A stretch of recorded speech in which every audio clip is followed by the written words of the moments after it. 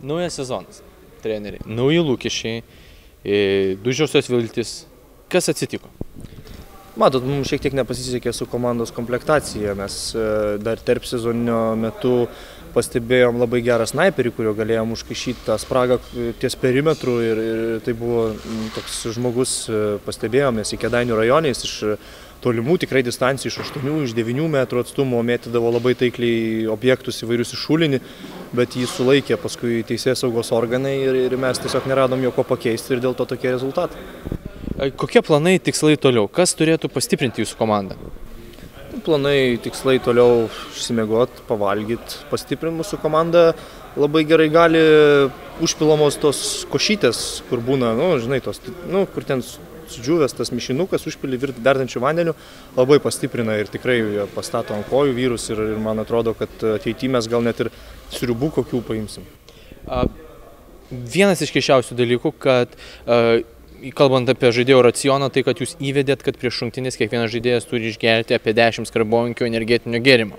Ar tai dėl to, kad jum asmeniškai energetinių gėrimų gamintojas sumokėjo, ar tame yra kažkoks auksinis receptas? Ne, tai matot, aš skaičiau, kad energinio gėrimo sudėty yra jaučio pautų ten kažkokio eleksyro ir ne vieną kartą esam kalbėję su vyrais, kad trūksta kiaušų jam, pas vieną žaidėją pas mus iš tikrųjų nėra ten kiaušų jam, amputavo, ten buvo stadija 3. Bet šiaip nėra tų kiaušų, tai aš galvoju, jeigu tų jaučio kiaušų pagers po 10, skardinių, tai jeigu vienoje skardinėje ten yra, sakykime, 1/8 jaučio kiaušo, tai ten išgeria 10 skardinių, jau beveik 1,5 jaučio kiaušo turės. Tai jo jaučio kiaušas žmogaus didesnis, tai su tokiais kiaušais jau galima ir kašį lošti. Bet jūsų legionierius yra vienas jauniausių visoje lygoje ir jūs jam duodate tam 12-mečiui 10 skarbonkių energetinių. Ką mama sako? Ne, tai jis tėvų neturi, suprantate, aš esu jo globėjas tas ir kaip aš atsakingas, jis pats jaučiasi gerai. Šiek tiek to cukraus gal poreikis pas jį dabar padidėjęs, toks hiperaktyvus, ten naktim tirta prie to kompo, bet ką žinau, jeigu žaidžia gerai, tai nematau prasmės čia kažką keisti. Ar davėt kyšių teisėjam, ar teisėjai jums davė kyšius? Ne, mes kyšių jau seniai niekam nekišam. Teisėjas man siūlė šiek tiek paimti pinigų, bet aš atsisakiau, nes matot, buvo likusios 5 minutės iki rungtynių, pamatė jie, kad mes be pagrindinio centro atvykom, tai teisėjam, tai žinai, apšilimą reikia daryti, man tai kaip ir sėdžiu šiaip, tai jie man sakė, davai nubėk greitai top sportą, ten pastatysis, žinai, prieš mus. Bet aš kažkaip sakau, hebra, ten koja man skauda, žinot, pats toks raišas, aš esu invalidumo antros grupės turiu, tai ką ten man, lakstyti, tai neėmė už tų pinigų. Esate pirmasis visoje lygoje, kuris nespėjus pasibaigti sezonui, iškritote iš 1 lygos į 3. Kur paslaptis?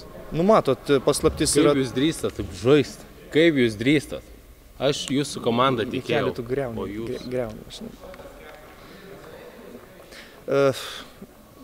Grįžtam gal... Grįžtant prie temos,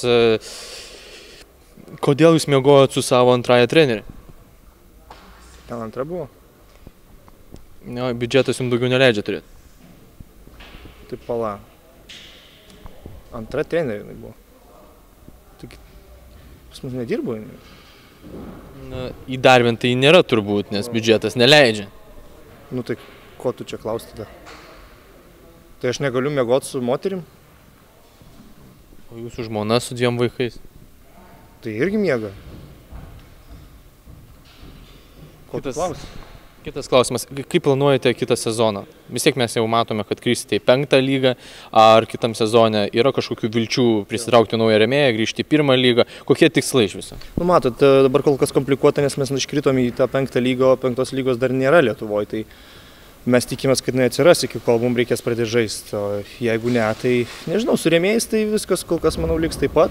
Mes planuojam po 5 eurus mestis prieš sezoną su vyrais, taip pat 2% savo pajamų man perveda gerai pažįstama viena Maksimoje dirba Aliona ir iš tikrųjų surinkam tą biudžetą šiokį tokį ir žinai, manau, kad suksime, svarbu išlaikyti, žinai, tą brandolį šio sezono. Tai kėdės arenai ir labai svarbu, kad krepšių nesugriūtų, nes labai ta lenta, bet viena medinė, kur yra, į tą krepšį, kur svečiai pradėjo, tai jinai ten truputį jau viena lenta tokia įskilus, žinai, tai jeigu šitą brandolį išlaikom, tai galim kovoti.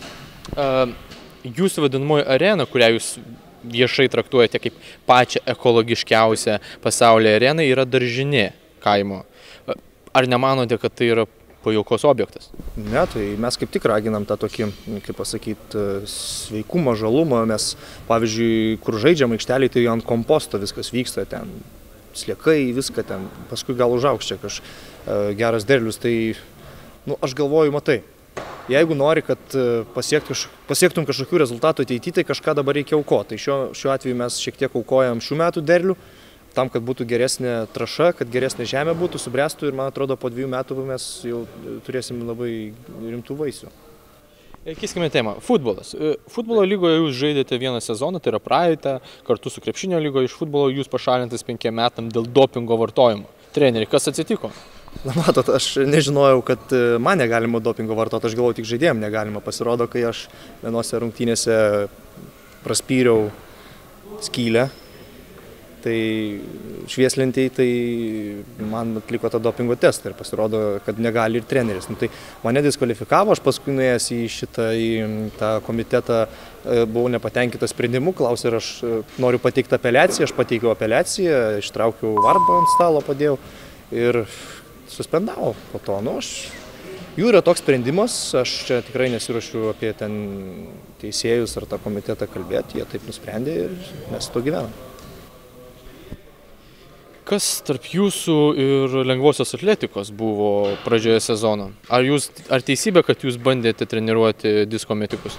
O tarp mūsų ir lengvosios atletikos seniai viskas baigta ir aš jai tai ne vieną kartą sakiau, ta prasme, jinai dar kažkokių turėjo ambicijų, ten, kad grįšiu aš pas ją, ten rašė, man skambino, bet tikrai tarp mūsų su lengvąja atletika viskas jau yra baigta, visas dabar dėmesys į penkiakovę ir tikrai daug laiko dabar jai skiriu.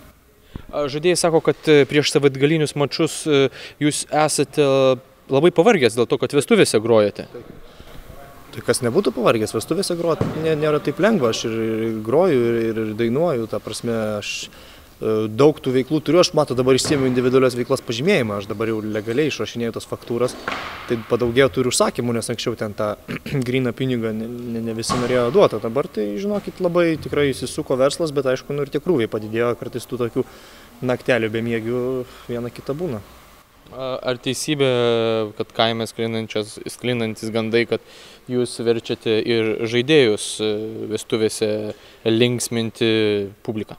Ne, aš jų linksminti neverčiu, aš ta prasme pakviečiu ten, kurie ateina, kurie nori, kurie ne. Bet jie ten kai kurie tikrai linksminasi, aš galiu pasakyti, tikrai mačiau, kaip ir mūsų krašto puolėjas iš torto buvo iššokęs ten per vestuvės ir šoko tikrai nesu smokingu, su Adomo kostiumu, tai yra tų pramogų, aš nežinau, ar jie moka už tai pinigus ar ne, nes vis tiek pas mus tie atlyginimai nėra labai dideli, tai aš kaip tik visus skatinu susiras darbą papildomą, pavyzdžiui, mes turim vieną dabar žmogų, kuris Uberiu pradėjo vežioti žmonės, labai neblogai jiems sekasi, tik rungtynės kartais pavėluoja, bet aš tik skatinu tokius dalykus. Ar jau sugalvojot savo naujosios partijos pavadinimą? Ne.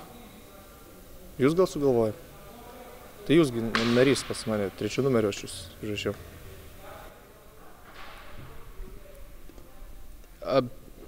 Socialistinis krepšinio frontas? Gal ir nieko.